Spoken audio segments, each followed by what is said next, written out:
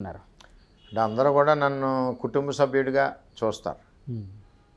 చిన్నపిల్లలతో సహా వర్మ అంటారు, ఏకవచనంతో పిలుస్తారు. ఆ ఆప్యాయతతోటి అందరూ నేను పోటీ చేస్తాను కదా అని చెప్పి వాళ్ళు చాలా ఆశతో ఉన్నారు. ఈ పొత్తు విషయంలో ఈ విధంగా అయ్యేసరికి ఎలాగ జనరల్గా ఎక్కడైనా కొంత నిరాశలో కోల్పోవడం కరెక్టే కదా. దాంతో మనం ఏం చేసామంటే ఈ విధంగా జరిగిన వాస్తవం చంద్రబాబు నాయుడు గారి దగ్గర మాట్లాడింది ప్రతి ఒక్క బీసీల ఏరియాలో అన్ని వర్గాల్లోనే, నాకు ఒక వర్గంలో కాదు అన్ని వర్గాల్లోనే నా కుటుంబం అందరికీ ఎక్స్ప్లెయిన్ చేసి ఈ పరిస్థితిలో మనం పవన్ కళ్యాణ్ గారు 144 సీట్లు మోస్తున్నారు, మనం 21 మోస్తున్నాం, అందులో పెట్టాలి మనం ఎట్టి పరిస్థితుల్లోనే మన ఓటు కళ్యాణ్ గారికి వేయాలి, ట్రాన్స్ఫర్ చేయాలని చెప్పి ఎక్స్ప్లెయిన్ చేసాం. ఆ ఎక్స్ప్లెయిన్ చేస్తూ ఇంకోలాగా కూడా నేను చెప్పడం జరిగింది. 2014లో నా గుర్తు ఏంటి?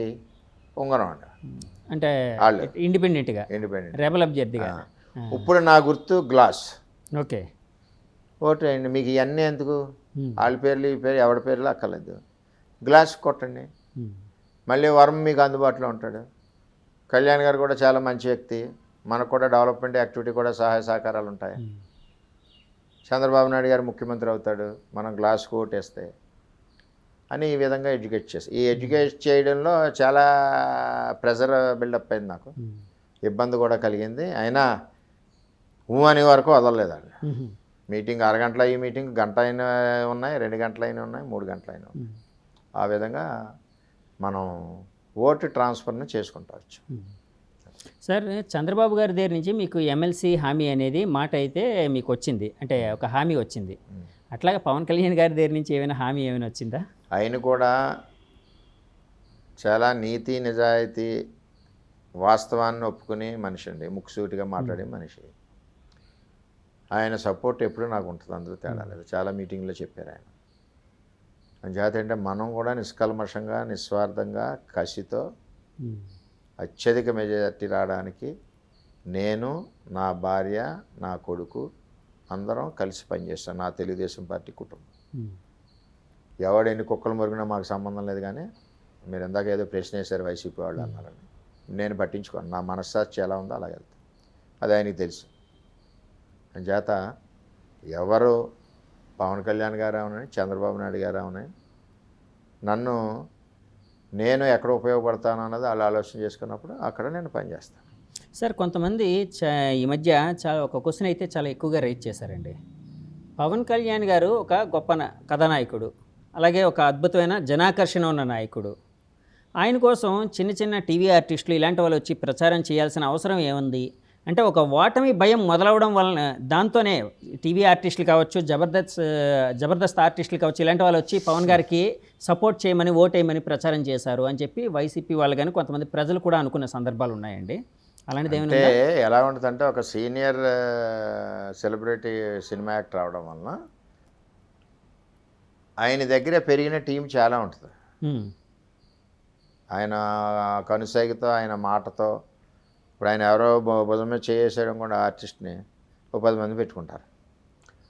ఆ కృతజ్ఞతతో వాళ్ళు వచ్చి ఓట్లు ఏం మార్చేస్తారని కాదు. పవన్ కళ్యాణ్ గారు చెప్పి రాలేదు ఎవడన్నా, ఎవరికాడు వచ్చి ఒక ఊరు తిరిగి వెళ్ళిపోయేవారు, స్వచ్ఛందంగా వచ్చారండి, ఎలాంటి ఇంటిమేషన్ లేకుండా. పవన్ కళ్యాణ్ గారు ఎంత పిలుస్తారు?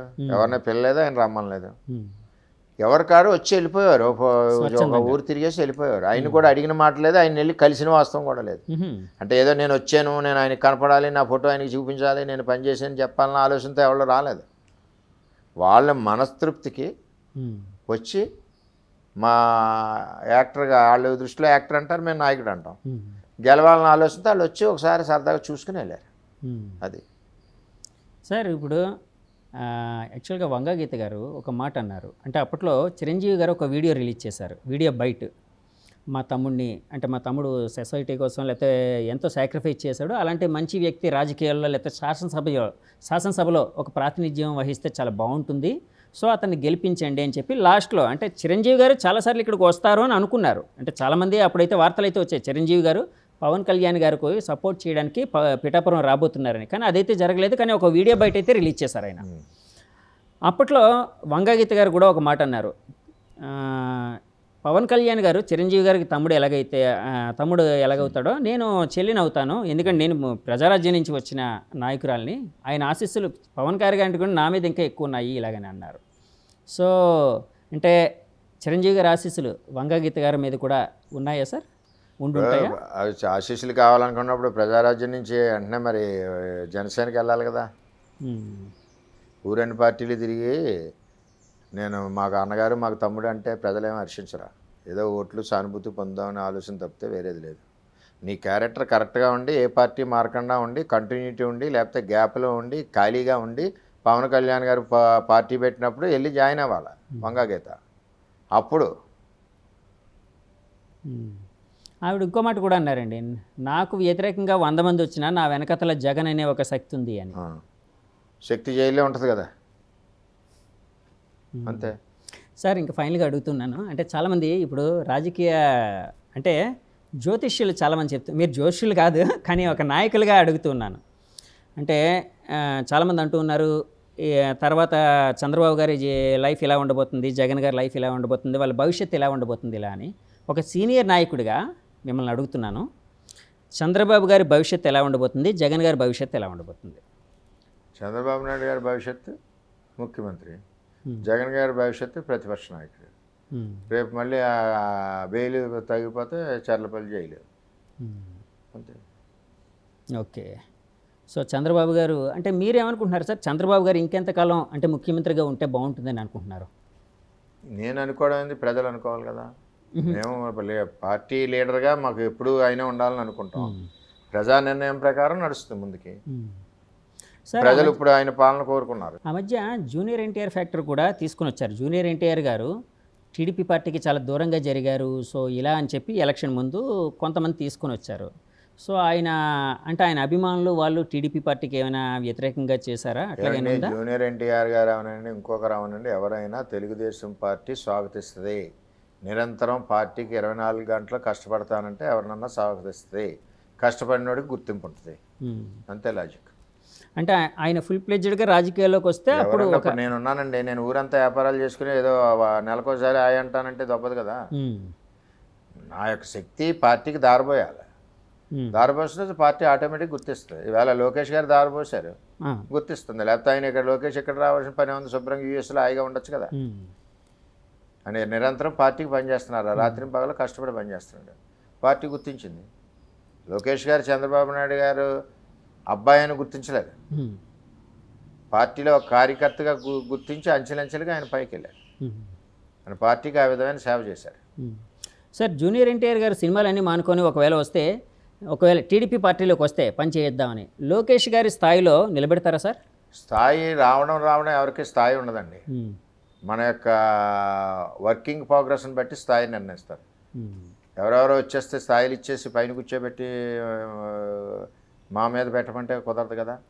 నువ్వు పనిచేసే విధానాన్ని బట్టి, నువ్వు పార్టీకి చేసి కష్టాన్ని బట్టి నీకు ఆటోమేటిక్గా స్థాయి వస్తాయి.